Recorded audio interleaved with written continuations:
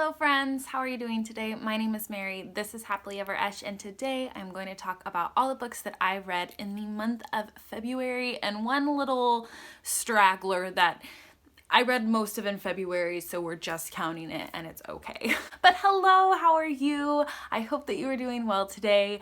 It is been just absolutely gorgeous weather in mid-Missouri for the first couple days of March, and I just could not be happier about it. Yes. All right, let's just talk about the books. I had a pretty good reading month in February, and I'm very excited to chat about all of them with you. The first book that I finished in the month of February, and one that I haven't been able to stop chattering on about, is The Hate U Give by Angie Thomas. This was wonderful. It's a YA story about Star and her family who live in a lower income community, predominantly Black community, and her parents send her to a school that's more of like a private preparatory school and predominantly wealthy and white. And it's Star just navigating between these two worlds where she seemingly feels caught between. She talks about having two different stars, the star that's in her neighborhood and the star that goes to school. It's a very profound thought in and of itself, but Angie Thomas captures the thoughts and feelings and emotions of a 16-year-old in such a raw and real and good way. I don't think she underplays the things that Star would be feeling, but I don't think it's so kind of lofty either. I just feel like she captures the essence of a 16-year-old wonderfully. But probably why you've heard of this book is the main topic it's addressing, which is police brutality and violence, in particular in low income and minority communities. And so Star, at the very beginning of the book, and I'm pretty sure it's part of the synopsis, witnesses the murder of one of her very good childhood friends at the hands of a police officer. And it just goes on to tell not only his story, but Star's story, her family story, and this community story, really, and it's dealing with police brutality and violence. So that is really heavy, and this book is really heavy and very weighty. The subject matter is not light, but Angie Thomas has a way of just making you fall in love with Star and her family and her community. She doesn't sugarcoat it. She doesn't make everything perfect. But in her writing, she makes it so human, and you can just very much love and empathize, and your heart breaks with this community and this tragedy. Yeah, this was just so good. I'm gushing now. But a lot of people say it's an important read, and it is, and you should read it because of that, but you should also read it just because it's well written. The characters are great. It's a family that you're rooting for. The way that Angie Thomas writes family in this is some of the best representation of family I feel that I've read in YA in a long time. So this isn't just a good important YA book. This is just a good book, period, and you should read it if you haven't. It was wonderful. The audiobook is phenomenal. Pick it up, chat about it with everyone that you know because it's so good. And I do want to watch the movie, so I'm excited to do that. But it's amazing. It gets all the praise for a reason. Read the darn book, okay? The next book I finished was a middle grade that Katie over at Life Between Words talked about on her channel, and I was going to wait for middle grade March, but then my hold came in at the library and I couldn't wait because the premise of this book, I fell in love when I heard about it, and that is Until Tomorrow, Mr. Marsworth by Sheila O'Connor. I loved this. It was such a great middle grade novel. This is an epistolary novel, which checks a box. Something about middle grade and epistolary novels, yes please.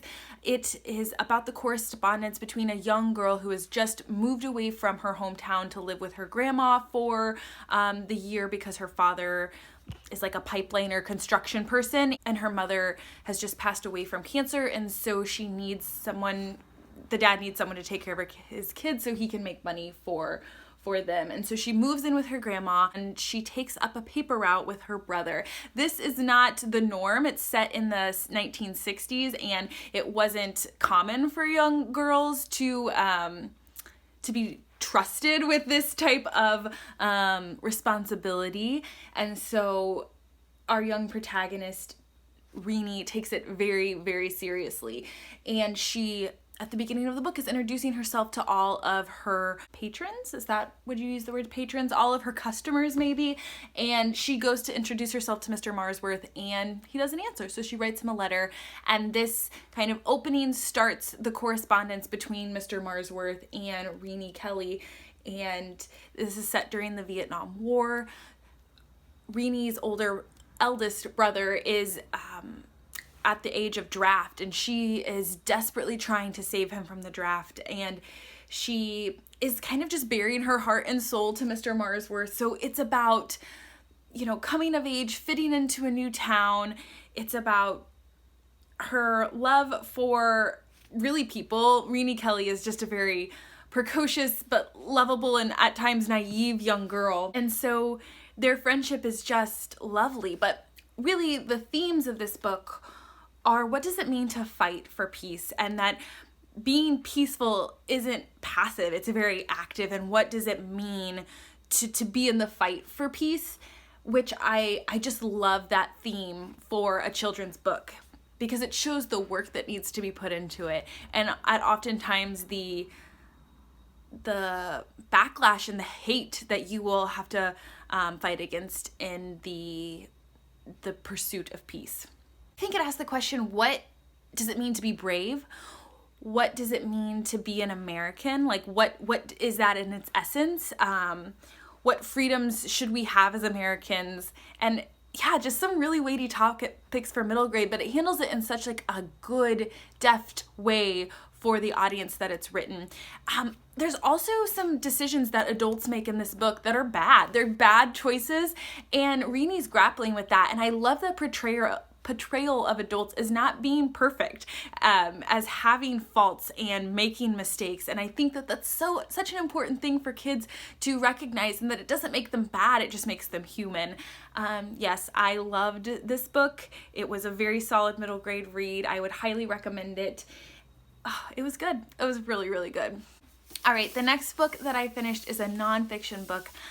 It was our church's one read for this month, and that is The Color of Compromise, The Truth About the American Church's Complicity in Racism by Jemar Tisby. I'm so glad I read this book. It's already sparked such good discussion between myself and my husband and our small group. We call them missional communities, or MCs, and I'm excited to see, kind of as many members of the church have read this book, what the greater discussion it will spark within our body.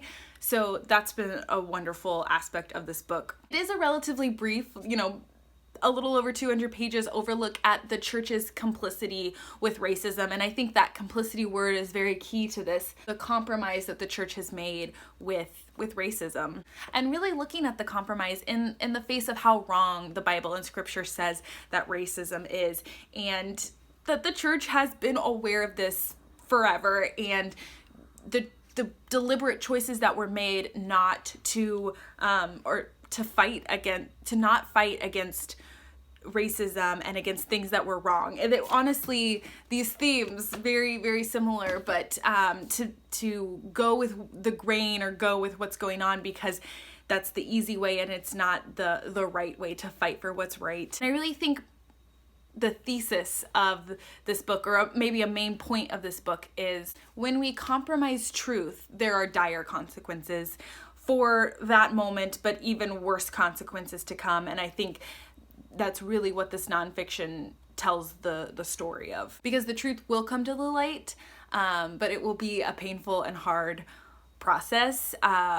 But also, like, now, how do we reconcile with our past and grow from it? Because we can't just say, sorry about that, like, let's move on. Like, there has to be reparation that needs to happen because of the painful and horrid past complicity. So yes, this is a really great read if you're at all interested in the history of the church, and just wanting a better look at how the church has been really wrong through history sometimes, and how we should, or what we should be doing to take steps forward. I think that this is a great, great, great read. Highly recommend it. And Jemar Tisby, just look him up. He's really smart, and he writes lots of really good, interesting, challenging things. I know he's part of a podcast, so yes, I would highly recommend this one if church history, social justice is of interest to you. The next book I do not have the copy of. It was a library book. It has already gone back, but that was our book club picks for this month, and that's Winter's Bone by Daniel something. Goodness, I'm sorry. I didn't write his name down in my notes either, but I'll put the picture here. This was a good read for me, but mostly because it was a book club pick. I wouldn't have finished it had I picked it up on my own and just started reading it, but I'm really glad I did. It lent for great discussion. We watched the movie afterwards as well, and that was a treat to continue the discussion and the choices that the directors made, and it was, I think when you read the book, it feels like this terrible, almost like post-apocalyptic world, but the movie really took what I know to be a lot of parts of Missouri and gave life to it and made me very much be able to put myself and say, yes, this could have really happened. And so I appreciate the movie for that. And if you read about the movie, they used a lot of places and clothing and things that were worn by the people in the place that they recorded. So I really appreciated the movie a lot. I think that this is a very short thriller. It's about closed community, family loyalty, hush hush. Girl must find the father, but who does she trust? Drug trip. Those are all of the things that I would use to describe this book. We follow Ree, who is our main protagonist, and she is a strong young lady, let me tell you. So I did appreciate her as a character. And it's her quest to save her mother and her brothers. Her father has put their house as collateral for his bond, and he cannot be found. And so it's up to Ree to find him so that they don't lose their house. But even more than that, there's so much myth almost wrapped up in this place, in the place that is her home. And so I think it's her as an ancestral line of this family trying to save the place that is her home too. And it wasn't my fave, but it was a wonderful book club discussion, and I'm really glad that I read it. All right, and for the last book that I actually finished in the month of February, and that is Six of Crows by Leigh Bardugo. I really, really enjoyed this. This is another YA. I had a little bit of a month of YA, but this is a fantasy story. It's set in the Grisha world. She's written another trilogy, which I read the first two, and I really loved the first one. Didn't really care for the second one, or I guess I just wasn't as absorbed in that storyline, so I haven't finished the series, and I don't think I'm going to. But this I really enjoyed. Loved it for all the reasons I thought it would. All of the characters are wonderful. I loved the slower moments where we're learning more about backstory and the characters' relationships. There's a lot of high intense, high action scenes that I could have left out and not cared. I also think there's a lot of conveniences in the plot. Yeah, so those higher actions, actually the heist story, again, weren't my favorite, but I really loved and gobbled up all the parts about the characters, their backstories, their relationships. Loved that. So, and the world is amazing. It kind of felt like a 1920s mob movie where there's all these interconnected bits and gangs, and so the world is very atmospheric and enveloping. I will be continuing on, and yeah, I think this gets a lot of hype for a reason. It was a really fun and good read.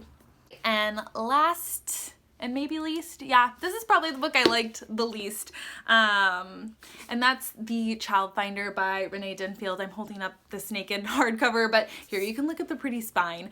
This is the start of a detective investigator series. We're following Naomi Cottle, who is a child finder. That's what she's called. She finds missing and lost children, and she's so good at this because she was a missing and lost child at one point in her life. There were a lot of aspects of the story that I liked. I liked the setting. It's set in the wilderness. I liked the plot, but I really just didn't get on with the writing, and it felt really cheesy to me at times.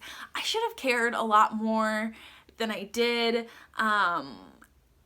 Yeah, it wasn't my favorite book. When you think about a book where we're trying to find children, there was not a lot of high stakes. It felt very even keeled the whole time. And then yeah, the writing just seemed to be kind of cheesy and a little cringy at times, and that's not great when you're reading a book to be cringing. So all in all, really wasn't my favorite. I won't be continuing on. It was a fun read while it lasted,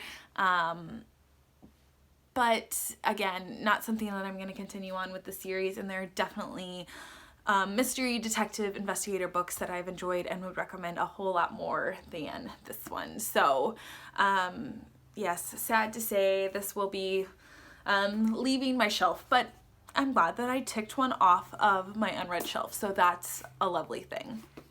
All right, friends, those are all the books that I've read in the month of February. What did you read? What was your favorite book this month? I would love to chat about it with you down in the comments below.